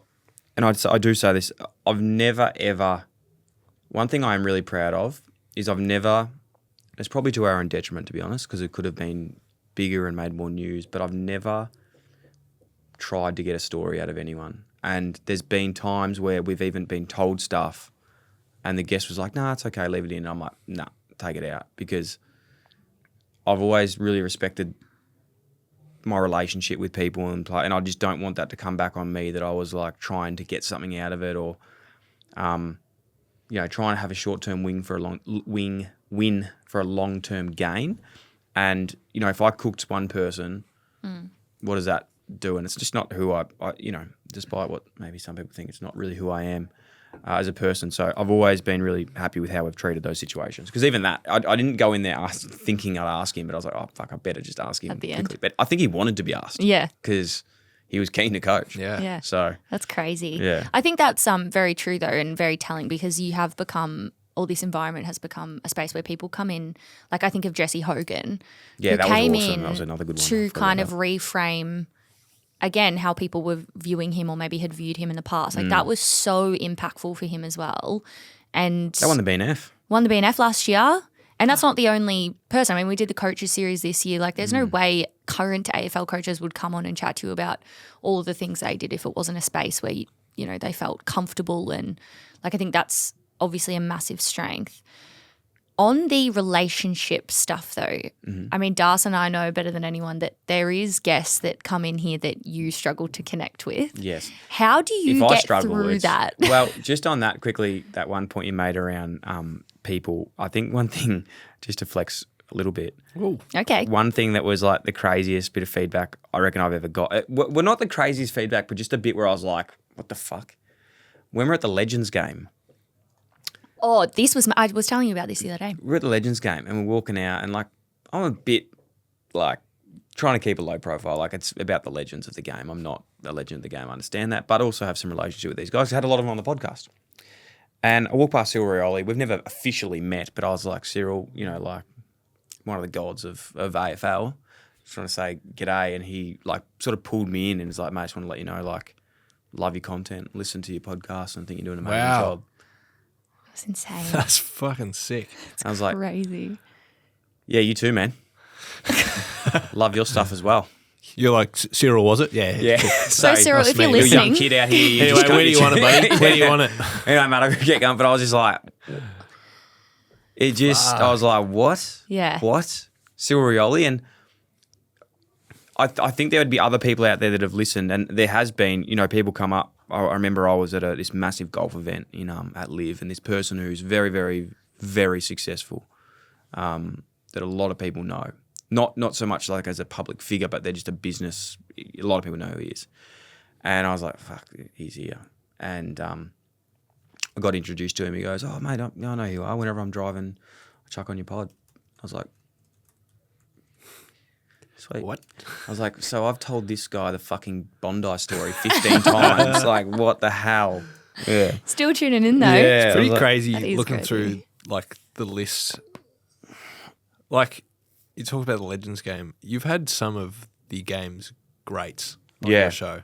Like Luke Hodge, Nathan Buckley. You know what? Nick Luke Rewalt. Hodge, again, that one with Luke Hodge. Lenny like, Hayes. Yeah. Like the list is endless. Luke Hodge is another special mention. Like when you talk about people who are obviously incredible players, but like in terms of the person, he's been one where he has no right. I have no right to sit down and like chat with him, but like he's the nicest guy in the world. He came on the pod, we spent that time together. Since then, we've had a couple text exchange here, there, and everywhere. At the Legends game, it was like he's my best mate. He wasn't like, I felt like we were best friends. And then the next day, he messaged me like, oh, mate, how'd you pull up? How's your calf? I was like, is someone fucking pranking me here? Why is Luke Hodge messaging me? Like, he's just such a lovely guy. So it just shows sometimes when you have a phones away conversation for an hour and a half and you put the respect in to learn something about someone, it can fast track that relationship. It's like COVID relationships, you know? 1 year in COVID's like 6 years. Yeah. You know what I mean? That's 1 hour of podcasting, it's like 6 years of friendship. wow. It's a big jump. That is. So Take that where you will. yes. What do you do when you don't connect with them though? Oh, yes, I was about I want to that. get back to that question. Stinkers. Oh, List yeah. them by name. Yeah, actually, No, and let's don't talk do that. on Block this the as fair well. few out. Let's talk about the ones that maybe we haven't released. We're not going to use names. We won't name it. But So just, how do maybe I why. talk about them then? Well, we just say why. A few Well, reasons why we okay. haven't for a couple. I'm interested to know, like, we did an episode and we're not listing names, but I think I know the one you're talking I about. did. There's two. Oh, there's two. I know the one. The I know one that I both want to the bring one. up is Yeah. I like genuinely. I've never done. You as read a much. book. I read an entire. And book we for were this. very prepared for this. Never been more prepared. Yeah. And we went in with this really strong plan, and I was like, "This is going to be a great episode." Yeah. We get in there, start recording, and it's just like not what we expected No, it at was, all. yeah. it And was- you're like, you're doing the right things, you're asking the right questions, but Yeah. you're not getting the response you want. No, it was. What do you do in that moment? Well, that was uncomfortable. I know the exact one you're talking about, but yeah, that was bloody hard, and it was just a bit of an awkward situation. But yeah, we just battled away. Really, we tried to do something. We didn't end up releasing it purely because it wouldn't have just painted the person in a good light. Yeah. But yeah, that was bloody weird. That one. Sometimes you just got to shake it off, and just go like, "Fuck, that was weird. Let's just move on." There was one, I felt so bad for Dyl because same sort of thing. Did Is a lot this of the research. Is this the other one?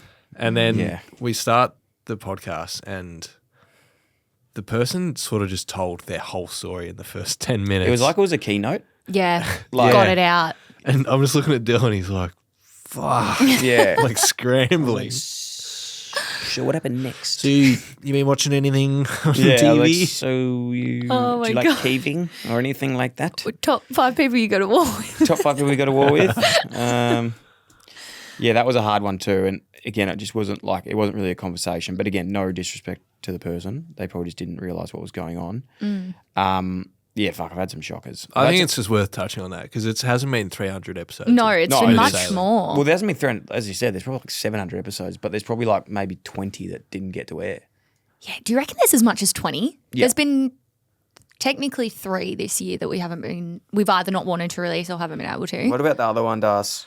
You know Yeah, what I'm talking I know about? the one you're talking about. It's got telepathicness here, but Yeah. there's another one that went for like 4 hours and we were just like, Oh, no. I was like, Wait, I think we why? lost the audio of that one. Why didn't you release it though? It just made no sense. Like, Yeah, right. this person they came didn't on know to what a podcast was. They Well, I didn't, didn't know yeah. what they came on to promote something, but didn't know anything about the thing that they were promoting. So it was sort of So you're asking really questions hard. that were going nowhere. Nowhere. Oh, and man. the person that came on is one of the most. They are very, very qualified to be talking about some really awesome things, but just didn't talk about any of them. Yeah, right. Like awesome things. Well, that's another reason why we didn't release one is because we didn't feel like the person who was on was qualified enough. to Yes, talk that about the was your things we were fault. talking about. That That was was my fault. Actually, technically, that was Darcy's fault. Was it? Yeah. No, I forwarded an email. To Yeah. Mum. Yeah, shouldn't have done Anyway, I'm Stop doing your considerate job. the listeners here. They don't know who we're talking No, about. they don't so know. this is going to be tough for them. Yeah. Yeah. it. The context of that to the before bit where you have people in, you need to do your due diligence and be prepared and understand what you want to actually get out of it. 'Cause 100%. Sometimes if you're going blind and then it's actually, sure, it's probably our fault. Yeah. On like your interview style, so again, Darcy and I both know this. Sometimes it's really hard to get you to do the pre-work, especially when you're feeling comfortable. And to be honest, sometimes you do your best work off the cuff, which is important. It's a massive part of the show. We're not here bloody. Girls, brother. Nice man. Okay. How do you reckon your interview style's actually evolved over the years? Like, do you Mon, what the fuck is that question? do you feel like you've done anything to improve it? No. I think This is a baldy question. I just feel like I have to it was ask so not you. I was just like, that's not you, that question. That sounds like I'm with the Herald Sun. Thanks, Baldy. Have I done anything? Nah, not really. I think for me, it's again about that. Two things I try and do. It's probably more, but two things I try and do really well is my biggest focus going into a podcast is don't say like yeah. So when people are talking, don't be like yeah, because it just fucks the audio. Like anyone listen to a podcast would know when you're listening and someone's talking, making a good point, and there's some dickhead going yeah. I'm really self-conscious. That was me now. In this whole episode. No, you weren't. Trust me, I would have picked it up. Okay, thanks. But then the other thing that to combat that, so that goes hand in hand, one thing I've learnt a lot, I don't know how, but is just like listening with your eyes. Because the reason people go, yeah, is because they want to show the person, I'm with you. Like, yes, good point. So for me, this is, again, not podcasting craft, but on the vodcast, you just got to look and you sort of like Non-verbal communication. Yeah, non-verbal communication. You're encouraging them, and when you're silent, what I've found is like instead of like jumping in all the time, when you're silent, someone then doesn't want it to be silent, so they'll actually end up talking and extending and then talking about things that they might not have actually spoken about. They just keep going. You word vomit. Yeah, it's like when someone, is there. So they're the two big things. And then I will say as well, because people always go, you add yourself into the story. I try not to, but with the stories, I suppose, of like the camping and the caving and all that sort of stuff. The only reason I tell those things is sometimes if I'm not getting enough out of someone, it's nice to add an anecdote about yourself so that then they feel comfortable to talk about themselves. So that's why I do it, not to just keep telling the same story. I give you shit about that a lot because it's funny. But I will say, like, one of your strengths in interviewing is that it's not really an interview. Like, you make your guests come in, feel comfortable, so their walls are down. Like, you've got some of the best players to have ever played the game. They haven't said these stories when they're talking to traditional media. Like, you've got a real strength in making them feel comfortable so they can tell these stories. But I think part of that is like treating it like a conversation. Yeah. You're not just like asking I'm not them an question I'm after not a question. journalist. Yeah. I actually don't have any training in any of this, and I think the biggest thing you can be is curious.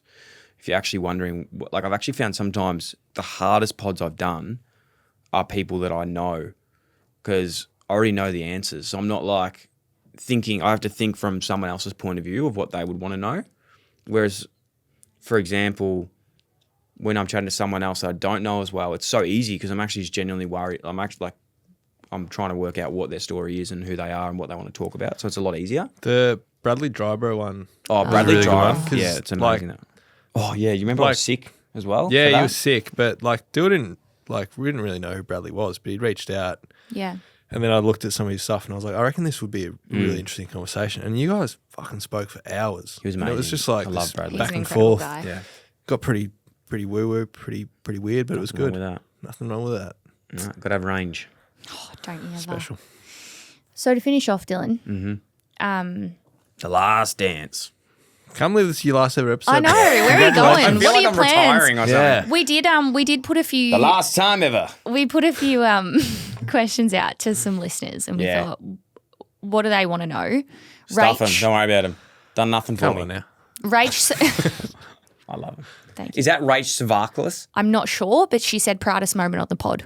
I reckon it is her because she's an absolute weapon. One of the OGs. Proudest moment on the pod. I think for me, on the pod, like in the show, that's bloody quick. I'd answer that by maybe reframing it as like, what's your most proudest thing about the podcast is just the consistency, keep showing up, even when you don't feel like it. And I think that for every person that's ever messaged me saying it's helped them, it's actually helped me probably 10 times more. So there is a selfishness to it. The fact that having a community that rely on you for stuff has made me not think about myself and worry about other people, so that has actually in turn helped me. Love that. Brad, where do you see the business in 2 years? It's a really good question. Brad, I honestly just want to continue to do cool stuff and have impact. I don't want to be the biggest, I don't want to be the best, but I want to be the most engaged and authentic sports media company in Australia. So yeah, I want us to keep creating cool stuff. Like, I think the things that I'm really proud of actually is, things like travelling emergencies, where we've literally just taken, like, I think Benny was working at like Subway or something before you came in. Yeah, he was, I don't know where he was, but I think we got him out of the gutter. No, I'm joking. He's been great. But Benny and Mac and Link, like just 3 guys that didn't know each other probably 4 months ago. And now we've created a show that is hyped on YouTube. I don't even know what that means. But I think for me, the success is like seeing other people be able to build their stuff. And, I've loved seeing you, Mon, turn into the woman you've become, and working with you every day has been amazing. Proud dad. Oh, it really is. Like, I love that you so beautiful. Bought a house this year. I know I kept bagging you about that, but I love that, seeing other people do well, and love what Darcy's done. I don't, give him enough credit, but he's been here from the start.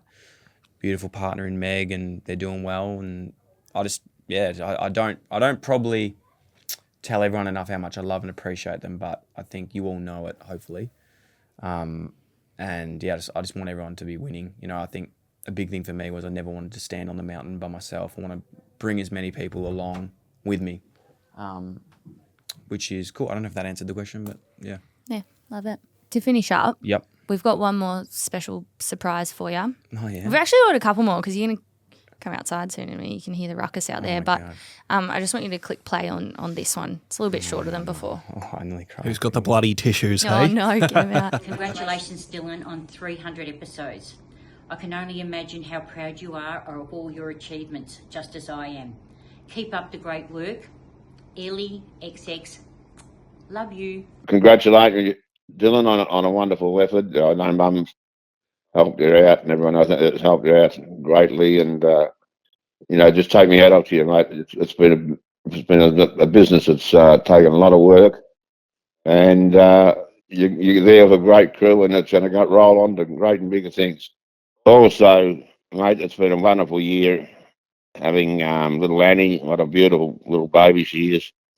And you got the big fella, Maximilian, growing up and having so much fun with it. I know that Justine is such a wonderful, wonderful partner and wife, and looks after the kids immaculately and that. And you couldn't be doing it better. And have a great day, mate. Love you.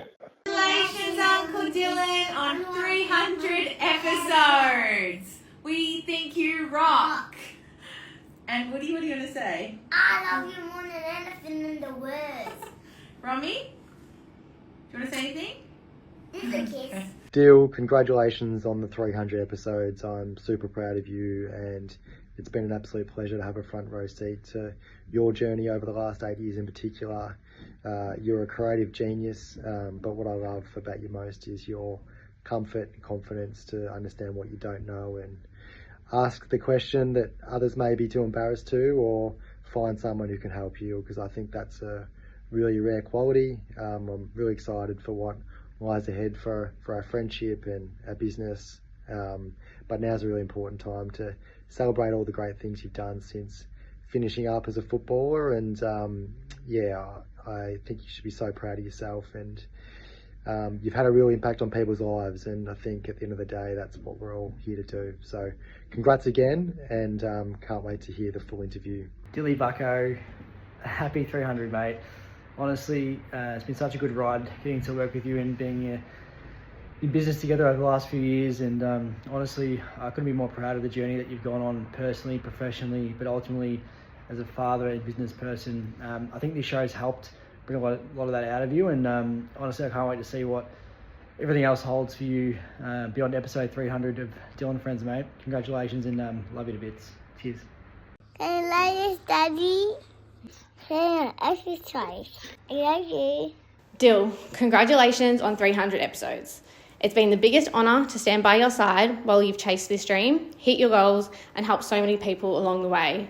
The impact you've had on people's lives and the community you've built is truly special. You have such a rare gift, the ability to connect with people and create conversations that matter. I am so proud of the way you've turned that talent into a career and a life that you love. I still remember when you brought home your podcast kit in Paddington. I didn't even know what a podcaster was at the time, and I thought it was all a bit silly. And now here you are 6 years later. You've always had that incredible drive. You come up with the craziest ideas, but you back yourself in and you get it done. I can't wait to see where you set your sights next, because I know whatever it is, you'll achieve it. Most of all, I just want you to keep being happy and loving what you do. Max, Annie and I are so proud of you, and we love you endlessly. Very nice. Hey, Theo. What does it mean to hear? No, that? it's good. It's just crazy. Yeah. Very nice. Never got the 300 games, but I got the 300 eps. You did. So. And hey, we're very proud of you. Me and Darcy have been here for the journey. I haven't finished. Okay, sorry.